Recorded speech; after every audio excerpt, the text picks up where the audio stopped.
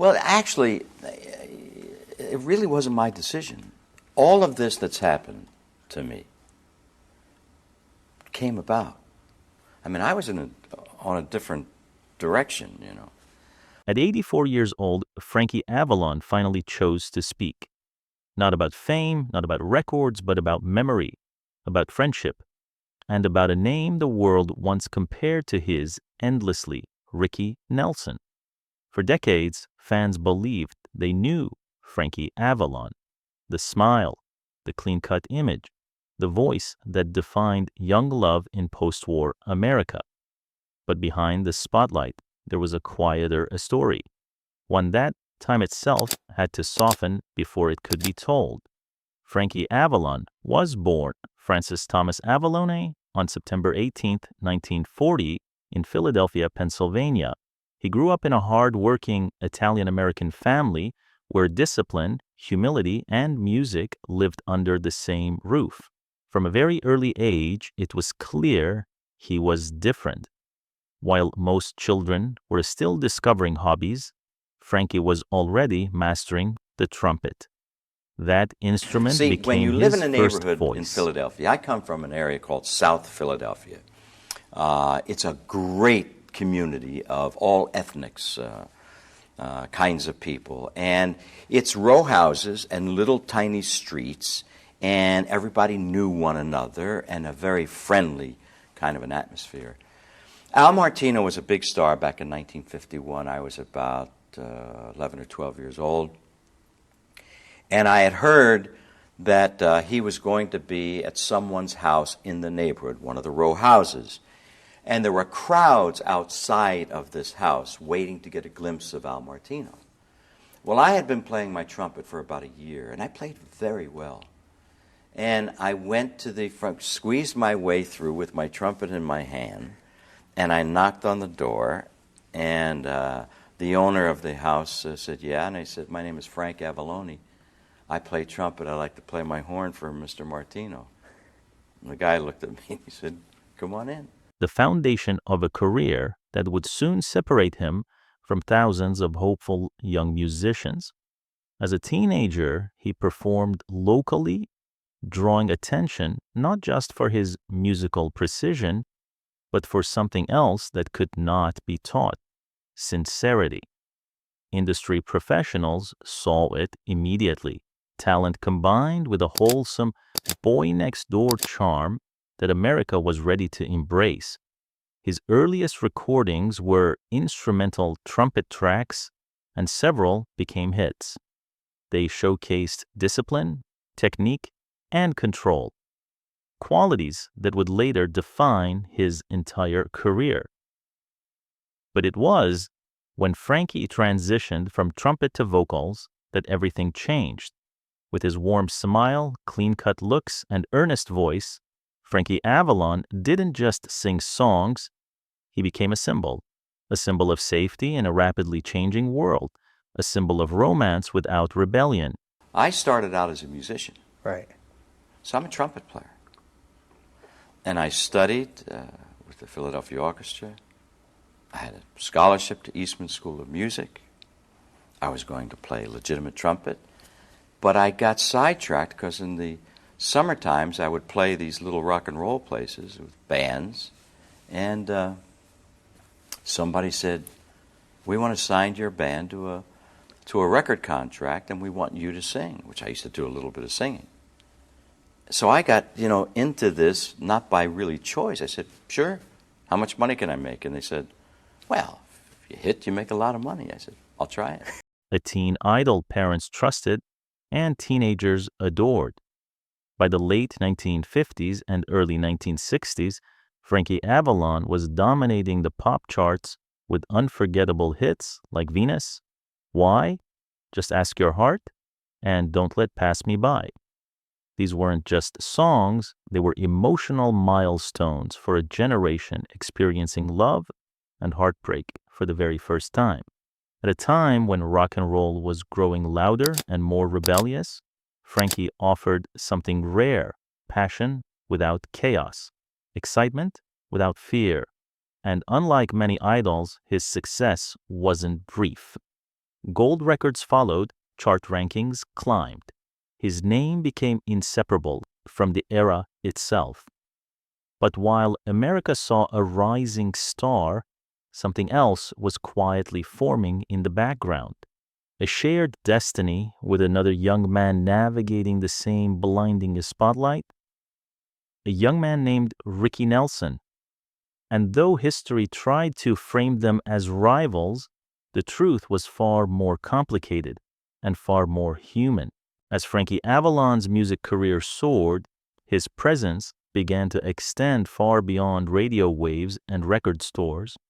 Hollywood noticed, and soon the silver screen became another stage where his charm could shine. I know he built it around, I think, 1938 or 9, something like that. And it's kind of interesting because my dad used to play tennis up there at his house, you know. And my mom said, I know when it was in the escrow and stuff, it was his favorite house, you know. Mm-hmm. And I hadn't realized that, you know. But it's got a real good feeling, and it's, you know, 16 at the time. Yeah. And I got to know Elvis, and it was really nice because I got to be in on the whole beginnings of rock and roll. Yeah. You know, and I went to Hollywood High School, and regular school, you know, happens to be in Hollywood. But they have mirrors on the ceiling there. In the early 1960s, Frankie transitioned seamlessly into film, becoming a central figure in the wildly popular beach party movie genre. These films were bright, playful, and unapologetically joyful, a perfect reflection of the image audiences already associated with him. Paired frequently with Annette Funicello, Frankie starred in films like Beach Party, Muscle Beach Party, Bikini Beach, and Beach Blanket Bingo. They weren't meant to be gritty or profound, they were meant to feel good. And they did. Filled with catchy songs, sun-soaked scenery, carefree romance, and youthful optimism, these movies became cultural touchstones. For a generation coming of age, they represented freedom without fear, a fantasy of endless summer where problems felt far away. The on-screen chemistry between Frankie and Annette was especially beloved. It felt innocent, it felt genuine, and most importantly, it felt safe in a decade defined by rapid social change. Critics sometimes dismiss these films as lightweight entertainment, but audiences knew better. Frankie brought warmth and authenticity to roles that could have easily felt shallow. His humor never felt forced. His charm never felt manufactured, and his presence carried a comforting familiarity. As the 1960s progressed, however, the music world began to shift dramatically. The British invasion arrived, sounds grew louder, edgier, more rebellious. For many teen idols, this moment marked the end, but Frankie Avalon didn't disappear. Instead, he adapted. Rather than chasing trends that didn't fit who he was, he diversified. He appeared on television, continued performing live, and gradually embraced nostalgia tours that celebrated the era he helped define. He understood something many artists never do, that survival isn't about reinvention at all costs, but about authenticity. Years later, in 1978, Frankie surprised audiences once again with a self-aware and unforgettable appearance in the film Grease.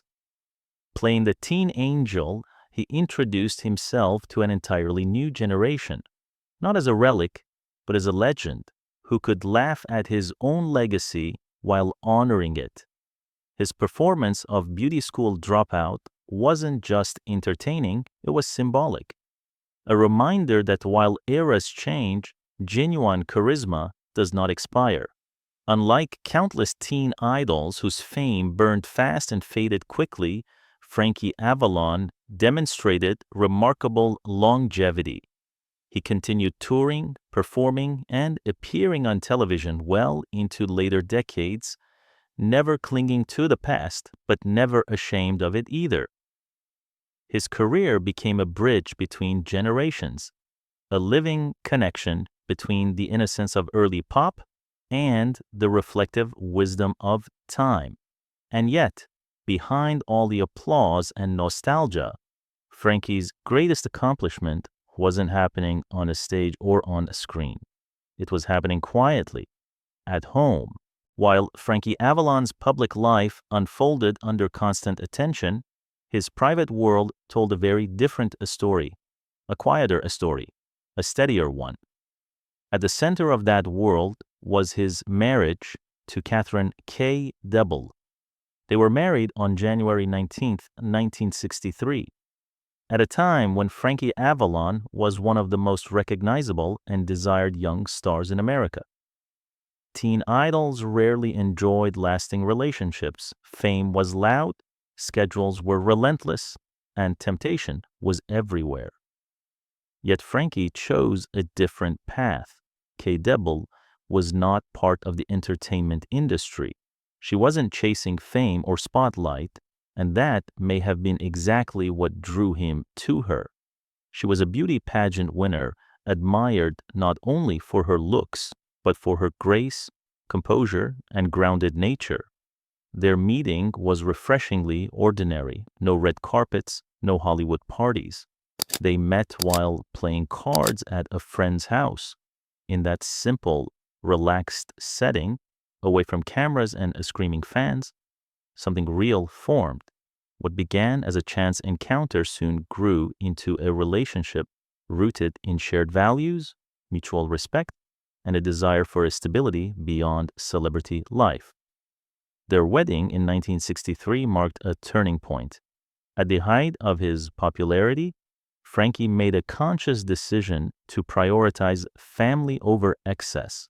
While many of his contemporaries experienced turbulent relationships, public divorces, or personal struggles, he committed fully to his role as a husband. Over the decades, Frankie has often credited Kay as the steady force in his life, the person who kept him grounded and protected his sense of normalcy. She helped him navigate fame with humility, perspective, and restraint. Their marriage, lasting more than 6 decades, stands as a rare achievement in the entertainment world. Together, Frankie and Kay built a large, close-knit family. They raised 8 children, a reflection of their deep belief in tradition, togetherness, and commitment. Balancing a demanding career with such a large family required sacrifice, and Frankie made those sacrifices willingly. He limited professional commitments so he could be present, attending milestones, sharing everyday moments, and creating a household defined not by celebrity privilege, but by love and stability. As the years passed, the family continued to grow, eventually welcoming 10 grandchildren. Frankie has spoken warmly about embracing his role as a grandfather, approaching this chapter of life with the same joy he once brought to the stage. Family gatherings, holidays, and shared traditions became central to his identity. In quiet moments, Frankie came to realize something profound. His greatest achievements weren't chart-topping hits or box office success. They were the life he built with Kay and their children. One of their children, Frankie Avalon Jr., briefly stepped into the world of acting, appearing in the original The Karate Kid. Though his acting career was short-lived, it added another subtle thread connecting the Avalon family to American pop culture. Still, Frankie and Kay never pushed their children toward fame. Instead, they encouraged independence, education, and personal fulfillment, believing that identity should be earned, not inherited. And it was only after building this life, after decades of reflection, that Frankie finally felt ready to speak about something he had long kept private, a friendship shaped by fame, by pressure, and by words left unsaid. At 84 years old, Frankie Avalon finally opened a door he had kept closed for most of his life. Behind it were complicated memories, softened by time but never erased. Memories of Ricky Nelson. For years, the public narrative had been simple. Frankie Avalon versus Ricky Nelson. Two teen idols, two chart toppers, only room for one, but that story was never true. People always wanted to pit us against each other, Frankie reflected, like we were rivals fighting for the same space. Then he paused, the kind of pause that comes with age and reflection. But the truth is, we were just two kids trying to figure out who we were while the whole world was watching. Fame came fast for both of them. Too fast, screaming fans, chart-topping records, adoration that arrived long before emotional maturity. Ricky Nelson, already famous from the adventures of Ozzie and Harriet, seemed to Frankie both more seasoned and more burdened. There was a weight Ricky carried that Frankie sensed even back then. I admired Ricky more than people ever knew, Frankie admitted. He had music in his bones. Rock and roll wasn't something he put on like a jacket. It was part of him. Frankie watched as Ricky fought to be taken seriously beyond his television image. That struggle resonated deeply. Both men were boxed in by their own success, loved for what they represented, but not always allowed to grow beyond it. Back then, they didn't talk about pressure. They didn't talk about feelings. You smiled, you sang, you showed up on time, Frankie said. That was the rule. But beneath Ricky's polished exterior, Frankie sensed quiet frustration. Ricky wanted respect, not just applause, and wanting more when the industry wants you frozen in time takes courage. With age came regret, not for words spoken, but for words left unsaid. I wish I had told him how much I respected his fight to be himself, Frankie shared softly. We all thought there'd be more time. There wasn't. Ricky Nelson's tragic death in 1985 forced Frankie to confront how fleeting those early years truly were. The loss cut deeper than he expected. When Ricky was gone, it hit me hard, he said. It wasn't just losing a friend, it was losing a shared past, a time only we could understand. Now Frankie no longer speaks as a teen idol, he speaks as a survivor of an era that consumed young talent and rarely looked back. Ricky deserved more credit than he got while he was alive, Frankie said. He stayed true to his music, even when it cost him popularity. That, he believes, is integrity. There is no bitterness in his voice now, only reverence. History's been kinder to him than the moment ever was, Frankie reflected. And I'm glad for that. In the end, this was never a story about rivalry. It was about brotherhood, forged under impossible circumstances, beneath blinding lights, in a world that demanded perfection from boys who were still growing up. We were part of something bigger than ourselves, Frankie concluded, and Ricky, he mattered. At 84, Frankie Avalon no longer measures his life by chart positions or sold-out theaters. Time has stripped fame down to its essentials, leaving only what truly mattered. What remains are not the screams of fans, but the faces he loved. Not the spotlight, but the memories shared in its shadow. Looking back, Frankie no longer sees the world of teen idols as a battlefield. Instead, he sees it as a shared stage, one where young performers were asked to carry expectations far heavier than they were prepared for. In that world, Ricky Nelson wasn't a rival, he was a fellow traveler. Two young men shaped by the same machine, applauded before they understood themselves, frozen in time by public demand. Frankie understands now that survival meant different things for each of them. Ricky fought for artistic truth, even when it cost him popularity. Frankie chose balance, stability, and family, not as an escape from art, but as the foundation beneath it. Neither path was easy. Neither path was wrong. Age has given Frankie the clarity youth could not. He speaks now without resentment, without comparison, and without fear of judgment. What he feels is gratitude for the chance to live long enough to understand the meaning of it all. He believes history has finally caught up with Ricky Nelson's courage, that the respect Ricky sought in life arrived, even if it came too late for him to witness it. And in that realization, Frankie finds peace. This story is not just about two teen idols. It's about an era that demanded perfection, an industry that rewarded youth but punished growth, and the quiet cost of being loved by millions while truly known by very few. Frankie Avalon stands today not as a relic of nostalgia, but as a witness, a reminder that behind every polished image is a human being, growing, doubting, and hoping for more time. And if there is one lesson his story leaves behind, it is this: fame fades, applause echoes away, but integrity, love, and the courage to stay true, those are what endure.